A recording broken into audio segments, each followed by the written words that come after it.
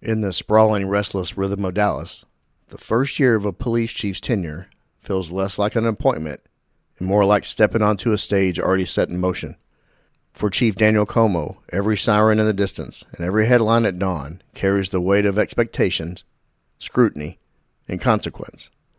This is the year where reputation is forged in real time, where split-second decisions ripple across neighborhoods, and quiet moments behind a desk shape policies that will outlast any single crisis.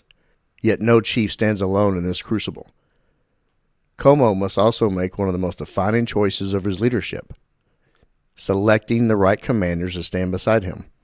These are the voices in the room where pressure mounts, the leaders who translate vision into action, and the ones who either steady the department or fracture it from within. Choosing wisely means building a command staff grounded in integrity, competence, and shared purpose, ensuring that every decision is reinforced by strength at every level. As a first-year chief, Comeaux must navigate the fragile balance between authority and empathy, reform and tradition, command and connection. The 4 stars on his collar represent more than a rank. It symbolizes accountability to a city watching closely, waiting to see whether its new leader can bring order without losing their humanity. In this crucible of pressure and possibility, the foundation of his legacy is not just built. It is tested, it is challenged, and it is defined. We are pleased to welcome on Dallas Police Chief Comeaux back to the ATO stage for our latest Geaux Time. But it's all those other people who really, really want us and show us the love. And you got to think about those. And it just makes the job so much fun to do because you know you're making a difference. And that has driven me to be the very best. So my goal is for us to be the best police department in the United States. Let's give everybody the recognition who's actually done the work. I'm not out there doing the work. I'm just giving you the ability to do the work. I want to highlight who's actually doing the work. Everything's about a sport. We want to win the championship. Leadership's an active sport. How do you win a championship? It's by teamwork. I'm looking forward, and I think we're going to make Dallas PD even better than what it was. You know, my thing is, hey, let's put out the facts. Dallas is kicking butt. We're keeping everybody safe here in Dallas.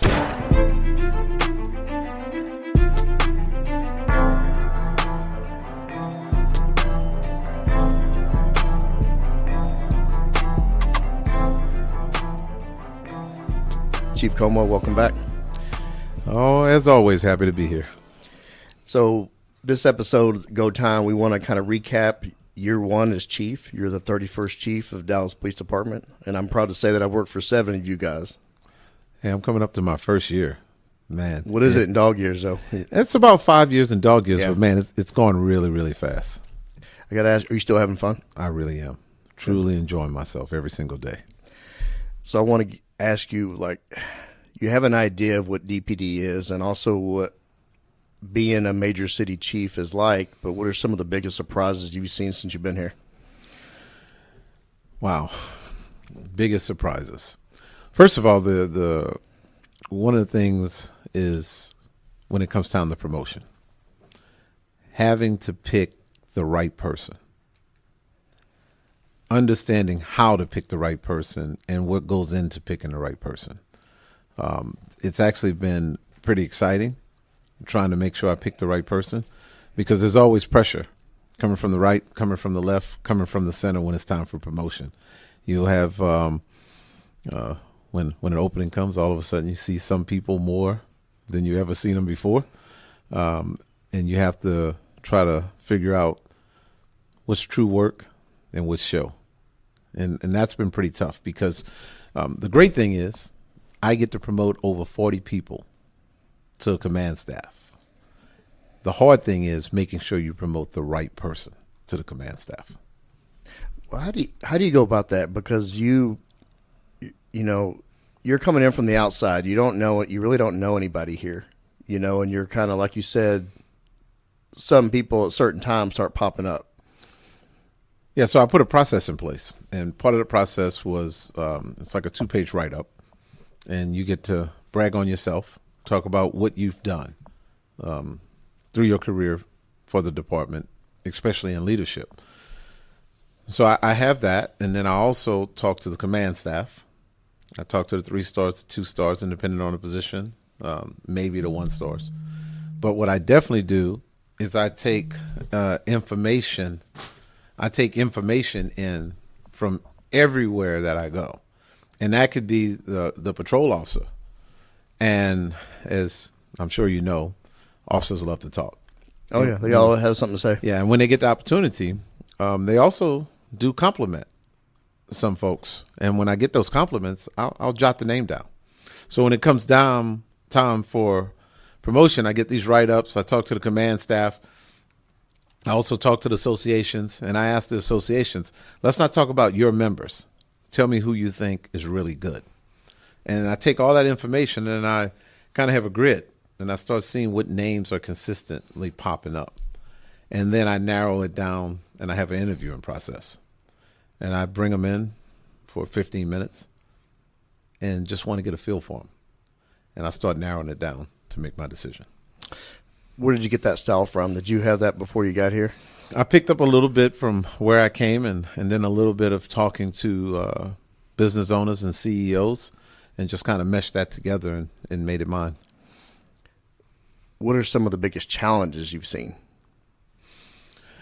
Look, law enforcement is law enforcement. It's leadership. You want to empower, you want to motivate and inspire, and those are my 3 words that I always talk about.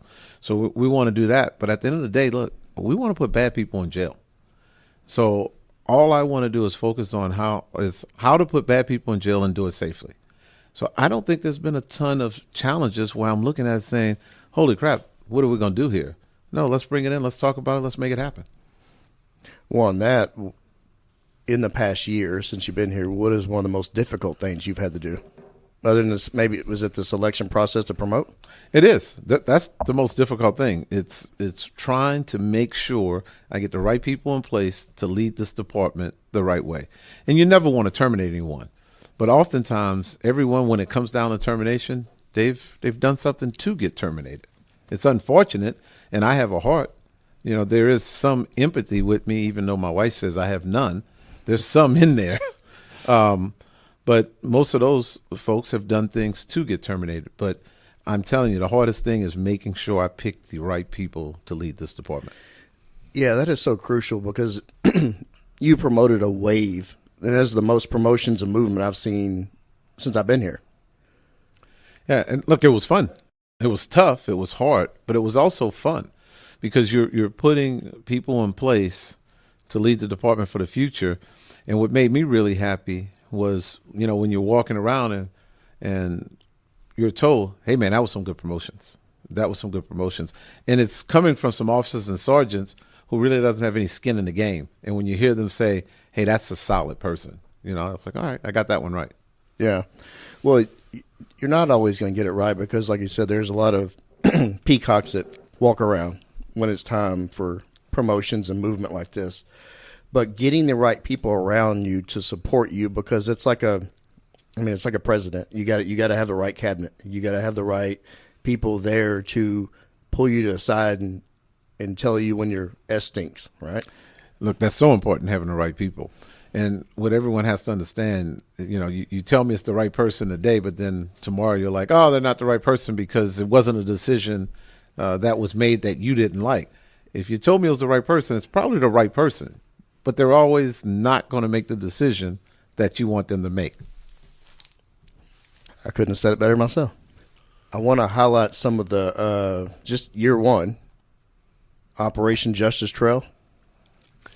Really exciting. So this is one of the things that I really want to see the police department do. We already had a fugitive unit when I got here. But I, with all my heart, believe if we get those off the street that are committing crime after crime after crime, especially those that have felony warrants, we're going to see a reduction in overall crime. So I wanted to really ramp up that unit.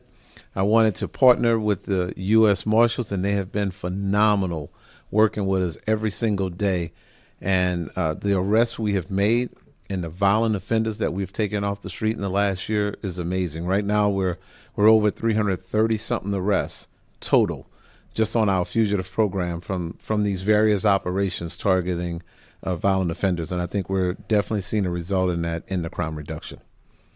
These marshal contacts that go back to your DEA days. I mean, you probably walked in the door at DPD with more connections from outside and federal entities than any other chief. Well, one of the things that I understand from the federal side of the house is that we need the local police to survive on the federal side. So knowing that, being with DPD, I went to the federal partners and I said, hey, we're here to work with you. And it was music to their ears because it also makes them look better. But then we can use all their technology they have and the resources they have to take care of our city. And along with the going to jail part. And right now we have a U.S. attorney that's here in the Northern District of Dallas that is lighting it on fire. So there's individuals that normally we would arrest. You take them to the jail, they'll be out committing more crimes. When they're going to jail right now, some of these cases on the federal side, they're not coming back. Good. Who's this attorney? Can you say? He's the U.S. attorney right now, Ryan, here in the Northern District of the United States for Dallas area. He's doing a great job. Shout out, Ryan. There's so many different operations. I'm looking at here on the list: Operation Safe Streets, Operation Clean Sweep. The one targeted human trafficking, Operation Safe Streets. I mean, how important is that? That really resulted in some really good arrests. And along with that, we have successfully closed down the Harry Hines in and out prostitution ring, and that was part of that operation. It ran under that operation, which from day one, me getting here, prostitutes on Harry Hines has definitely been a problem. And it's especially the women that are being made to be prostitutes. Like they have to work the streets because there's somebody behind the curtain making them work the streets. So it's important for us to investigate those as human trafficking cases so we can take care of that problem here in Dallas. Yeah, Harry Hines has been a long entrenched problem with prostitution. And, you know, when it comes to human trafficking, a lot of people don't make the connection sometimes. But here in 2026, most of the human trafficking is drug cartels that's behind the scene working that. It's just another angle for them to make money. Tell us about the HOT mission. Look, HOT's important to Dallas. We needed something to really work with the homeless. And right now, those officers are doing an amazing job. It was volunteer. It wasn't voluntold. They got extra training. And we're taking all the information in from various areas, and we're doing these operations. And we're working it with nonprofit organizations. We're working it with the marshals. We're working with OEM as a unit. And we're really cleaning up some areas out there. And look, the unhoused population right now, they've been committing some violent crimes out there. We just had one this weekend where an unhoused murdered another unhoused over a sleeping area. So those are things that we have to focus on. We have to address them in the area, and part of it is a police problem. Well, having a centralized unit to tackle that problem is so important just for the community, too, because we have so many stakeholders that have businesses that they're having to call 911 every day to solve the problems. Yeah, and it's a unit like that. And with this unit, they're also getting the extra training so they can understand what they're doing, how to go about doing it, and working with the nonprofits. Look, it's such an important unit. Breaking news, there's a second unit that's coming right now. So we're going to add another HOT team to the Dallas Police Department. Nice. We have any more breaking news about time frame on that? It's right around the corner. Okay. It's right around the corner. We've had several academy classes graduate, and I think we have like 5 ongoing right now. So recruiting is still a big push for the city. Yeah, we have 5 going now. We have one that's starting next week. And again, the recruiting team's doing an amazing job. They're laser focused on what they need to do. And this class, it's going to start with over 50 again. Nice. Yeah, we go out and speak to them. The wellness unit goes out and speaks to every class multiple times in their little 10-month. And they're getting bigger and bigger. I mean, they got some classes in there that there's barely any standing room in the front. Yeah. Just talk to them. Look, I think the summer class is gonna really be big. The way that the recruiting unit is going at it, I'm excited to see what the numbers are going to be for the summer class. you have a new investigative warrant unit it's out there. It's being put together right now. It's about ready to roll out. Can you talk about it? So, look, one of the things about doing search warrants is you want to be properly trained. I just know as you get older on the job, sometimes you get more experience, and then sometimes your skills diminish also. And if you're not kicking down doors every single day, I don't think it's fair to have a squad where you're saying, hey, you need to go after the worst of the worst. You need to go after a guy that's very possibly going to have a gun behind the door, but you don't do this every day. You're more of an investigator, but we still want you to kick that door down. So this is a team that, no, they're going to train, they're going to practice, they're going to be in good shape to go kick down that door. And we're going to send them in there because that's what they want to do. They want to go after the bad guy, the worst of the worst, behind that door. And I think it's the safest thing to do for the department. It is a perishable skill. I mean, one of my time in the streets, I had injuries, right? When you even laying off just a short amount of time, your mind doesn't process things as fast. Your movements, and Danny, you know this, and being out in SWAT, that if you're not doing it every day, if you're not training and you're not stressing your mind and pushing the limits in your mind, it could cause somebody to get injured. Yeah, look, I've run so many warrants in my day because I've been in narcotics for 33 years. So, and I can still shoot 100. Now, let's talk about me still shooting 100.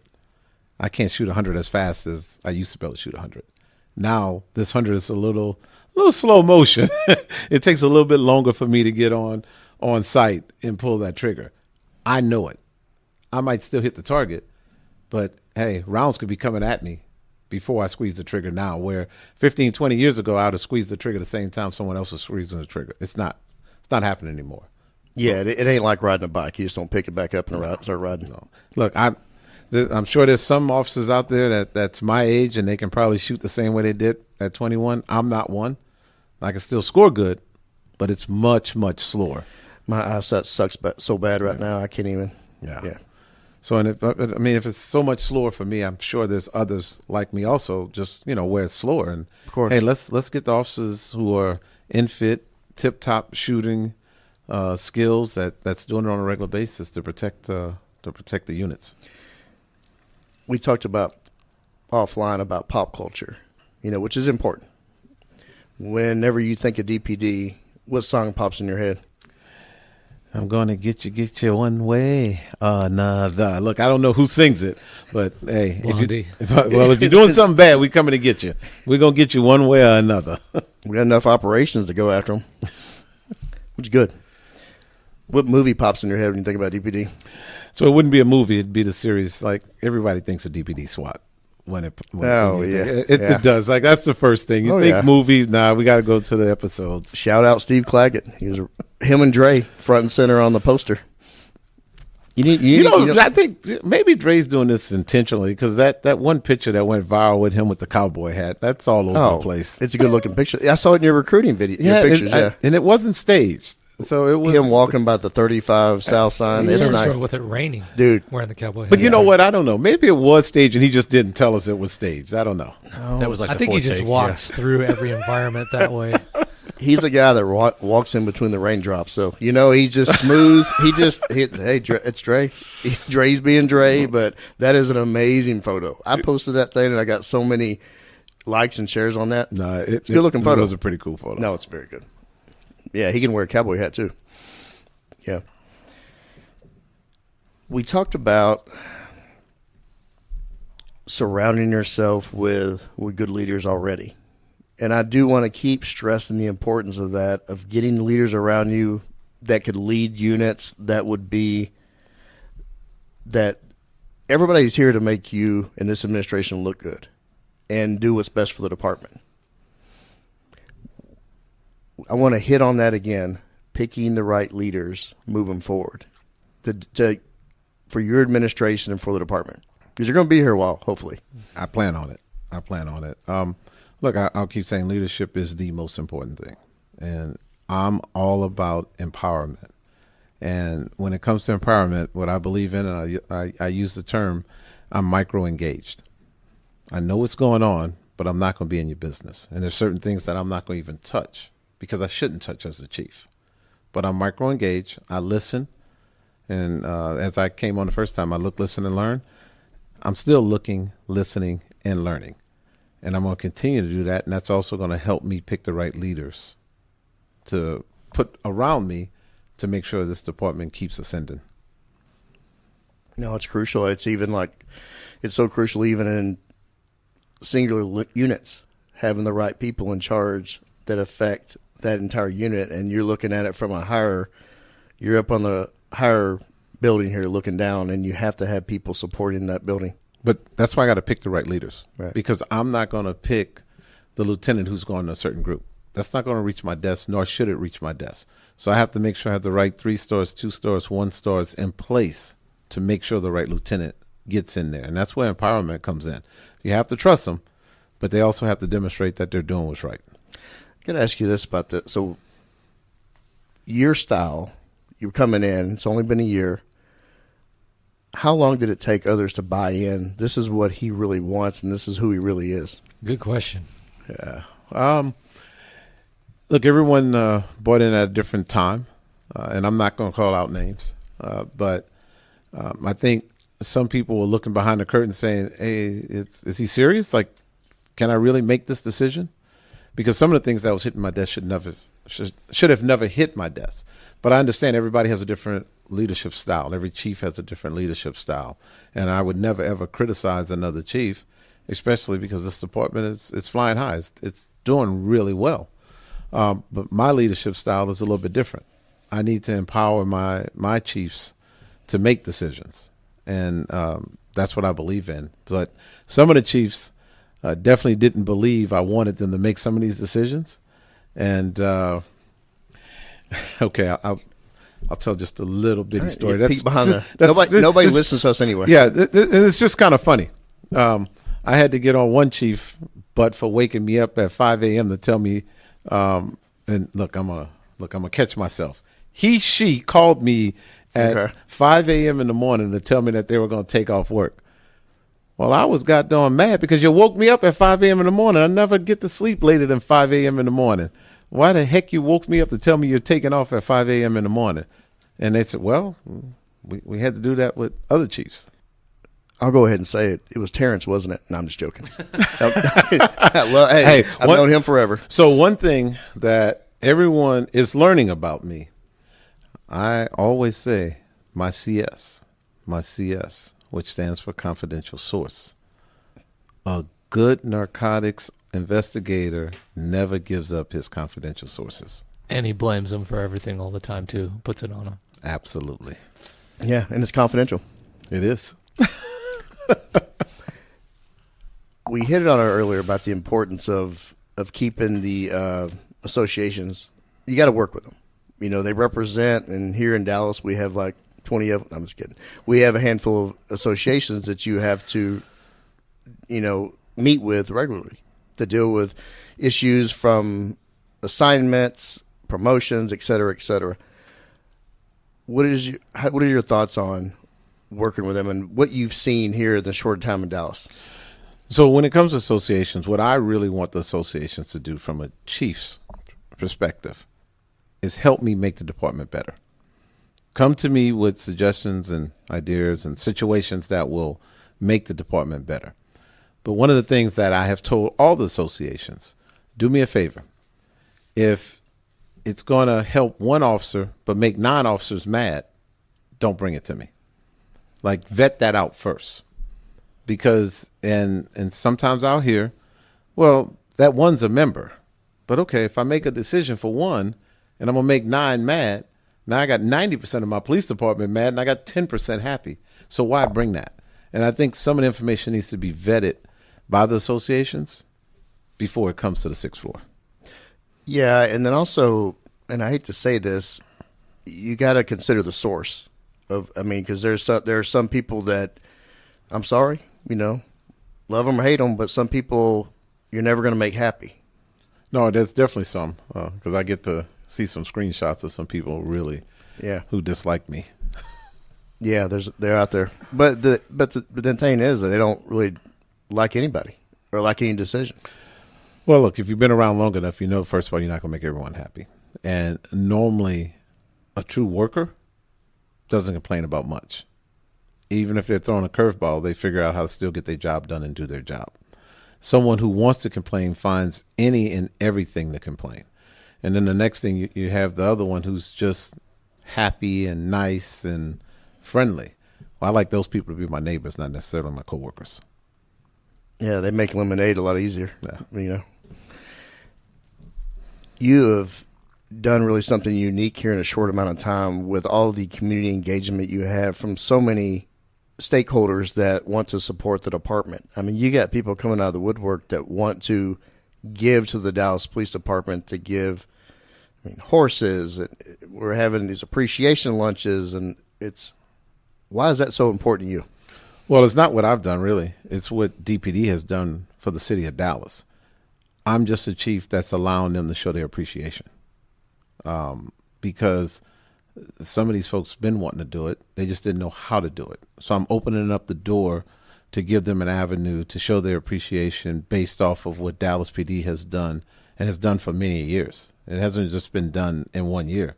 That doesn't happen in 1 year. This has been going on for many years. And so a lot of these businesses want to show their appreciation, and they just want to know how to go about doing it.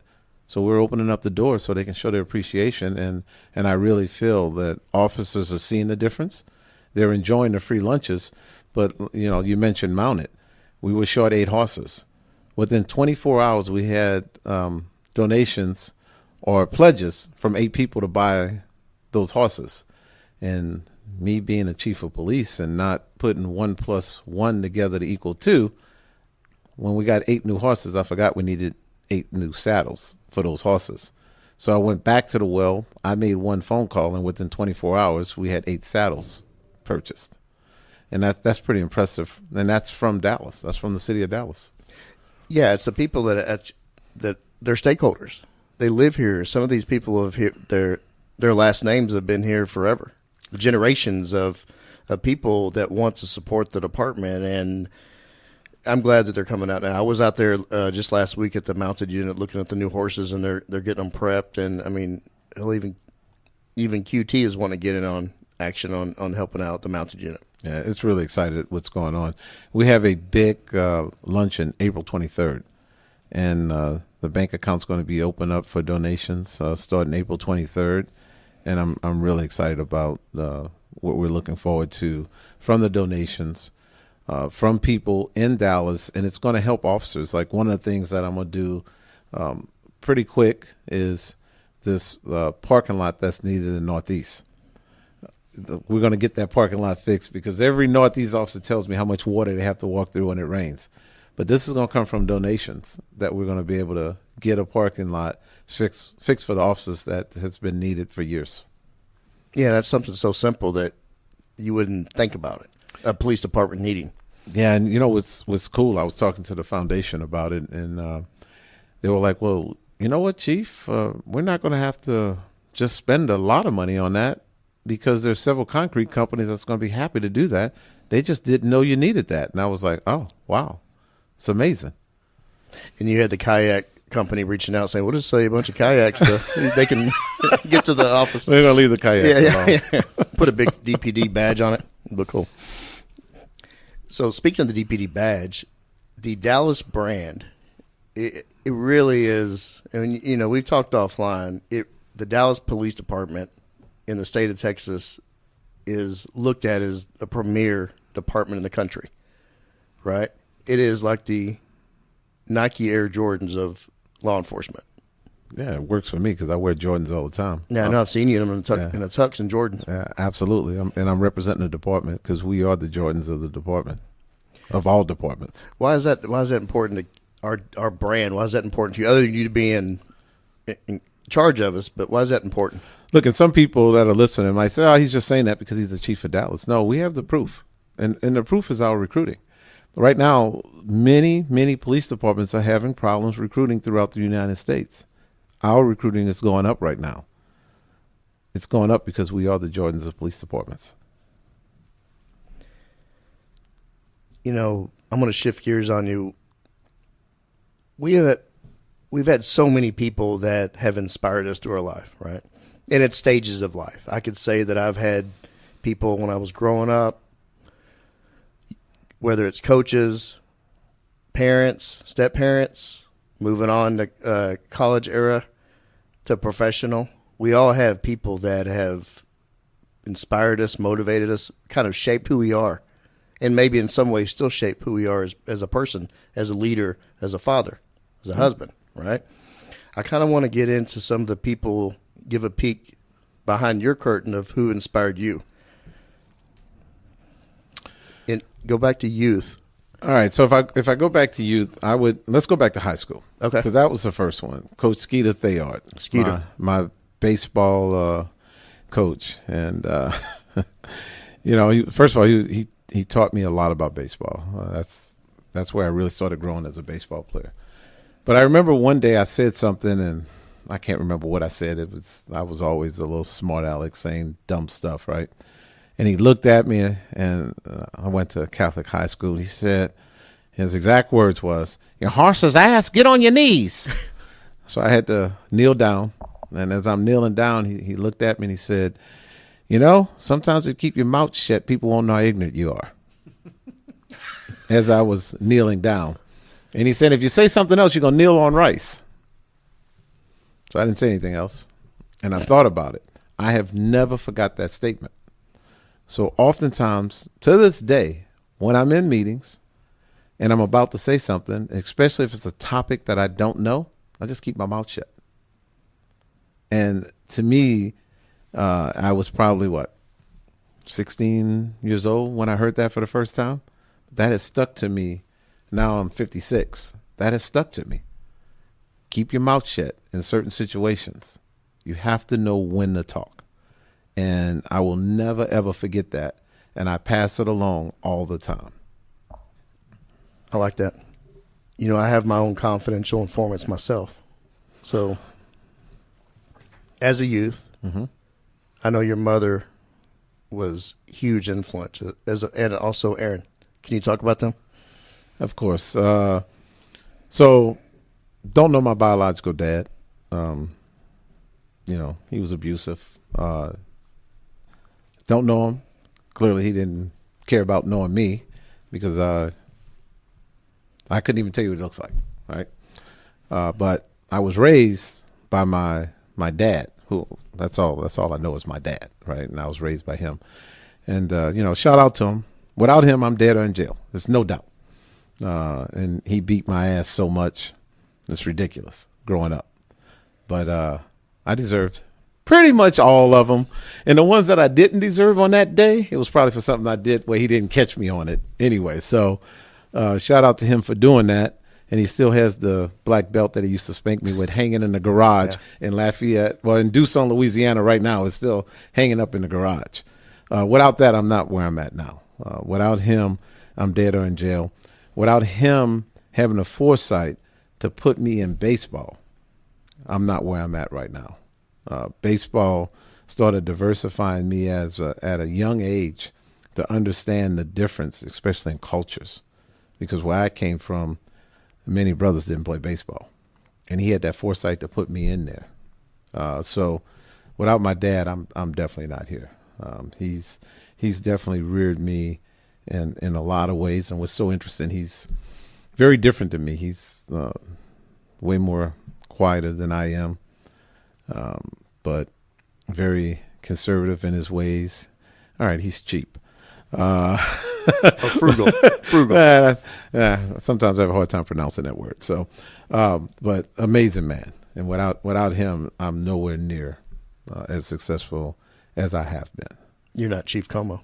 No, without a doubt, I'm not. I totally believe I would be dead or in jail because everyone else in the neighborhoods I grew up from, if they didn't play sports, they're dead or in jail. Benny Calloway. Can you tell us about that person? He gave me a good opportunity after I came out of high school. I got hurt, and he still gave me a full ride scholarship to go to St. Louis. And he basically said, we're going to let you shine. We're giving you this opportunity. Need you to rebound and do what you do. And I picked up the nickname Showtime, which is pretty much stuck with me for the rest of my life. And without him giving me that opportunity, not quite sure how long my career would have gone. And I definitely wouldn't be where I'm at now, right? Because the only reason I went to college was to play baseball. I didn't go to college to get an education. I went to play baseball. And so Benny Callaway was my junior college coach, which got me an associate's degree. And if it wasn't for him, I wouldn't have that, which then led me to go play at Southwest Texas State after that. Isn't it funny how life happens and how so many people you run across, and at the time you don't really notice that stone that they gave you to step on. He helped lay the foundation for me to walk over, and I still talk to him to this day. I still keep in touch with him, Coach Callaway, and he'll just say, "Showtime."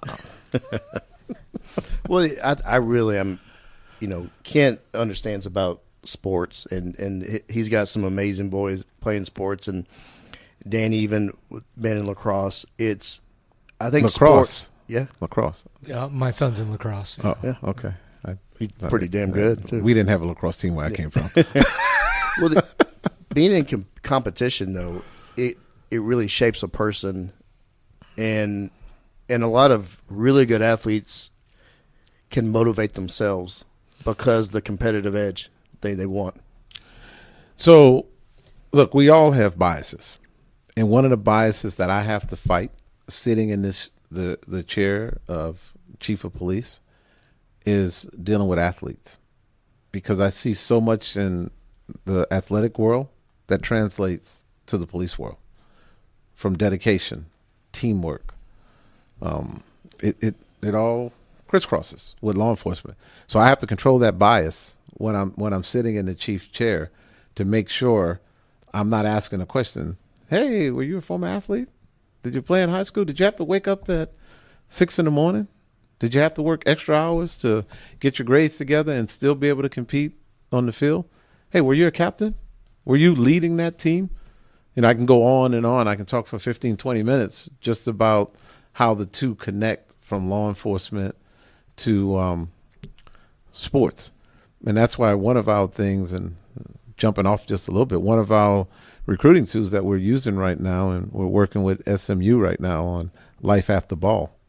And we're working with SMU for a lot of their athletes, from their cheerleading department to the women's sports to the men's sports, that if you're not going to finish school, we can fast track you at DPD. We can bring you over here because it's the same concept. You being in that team environment, same concept as being an officer. Because when you get to that station, and it's even under department, right? Northeast can talk about Southeast, and Southeast can talk about South Central, and it's all fun and games. We can talk about different stations, but you're not going to talk about my group. And then it gets even bigger. Hey, we can talk about each other as DPD, but we're not going to let another department talk about us. It's the same thing as sports. I don't make it a habit of correcting chiefs, but we don't let Northeast talk about Southeast around here. Well, look, Southeast gets on my nerves. I'm just going to say that, right? Southeast gets on my nerves. Southeast officers get on my nerves. Wow. You're an outsider. Yeah, We get it. Yeah.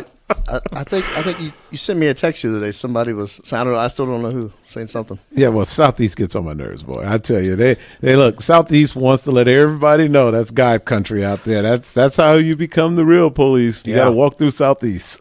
Damn right. Ivan Dennis. Oh, Papa.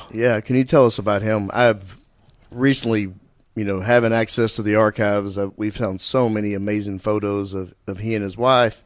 And every time I post them, so many people have so many good things to say about him. Can you talk about your connection?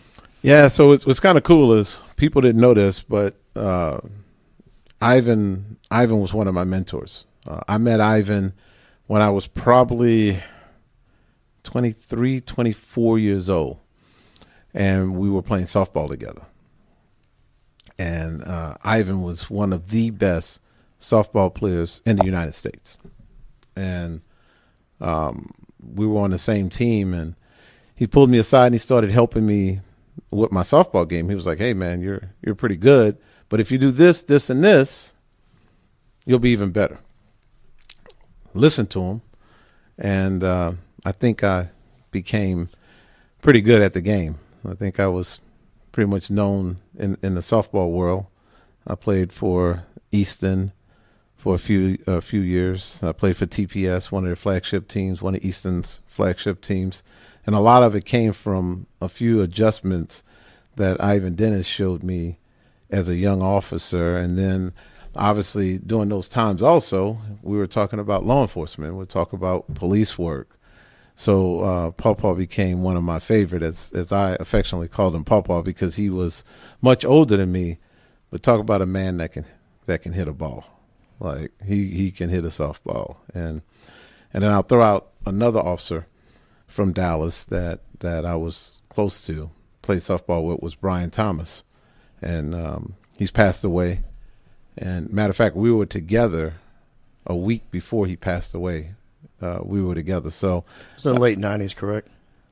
Yes. It would have, I would say 96 if I had to call a year, 95, 96, somewhere in that area. Of course, we're going back a long time. But we were together the week before he passed away in Dayton, Ohio, playing softball together. So many different people, so many different strange connections with Dallas police had an impact on you, and now you're here. Yeah, and I wish both of them were still with us today to see me become the chief of Dallas. That would have been really cool for me. How much would that meant? It would have meant a lot, and especially back then, I could have now told them that, okay, Dallas PD is better than Houston PD, because back then I would say Houston PD was better than Dallas PD. Of course. But now I can tell them they're absolutely right. Dallas PD is the #1 police department in Texas, and we're working towards being the #1 police department in the United States. All right, I want to wrap this up. You heard a statement recently that spoke to you about a promise. Can you tell us about that? Yeah, I was at a training class, and it kind of hit home. It was called the title "The Promise," and I'm not sure who wrote it, where it came from. It's not from me, but the words kind of stuck with me. I promise that I will always have the courage to stand by you and for you. I promise that I will never allow, through action or inaction, any act that dishonors you, your family, or the badge. Will you promise that you will do the same for me?